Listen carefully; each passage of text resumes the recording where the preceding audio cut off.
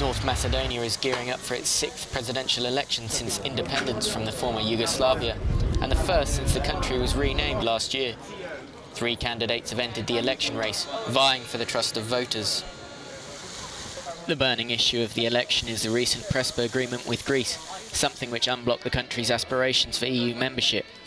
Candidate of the governing coalition, Stevo Pendarovski, a former advisor on national security, is leading his campaign with the message Together Forward, an attempt to mobilise voters from different ethnic groups in North Macedonia. If my candidacy is going to be supported by the majority of the people living in North Macedonia, that will mean an additional boost for the pro-reformers and pro-European elites in the region.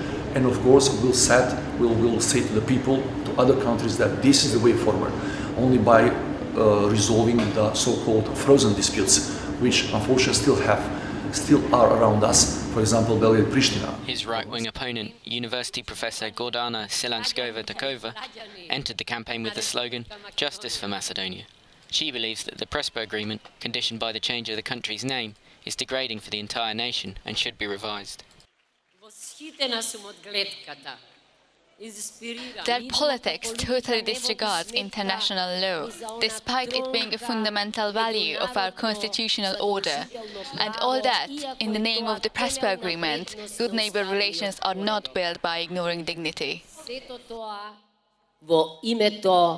The third participant in the race is the independent candidate, Blarium Reka, ethnic Albanian and former ambassador of North Macedonia to the EU. He's a supporter of the Prespa Agreement and a critic of the governing coalition's failure to reform.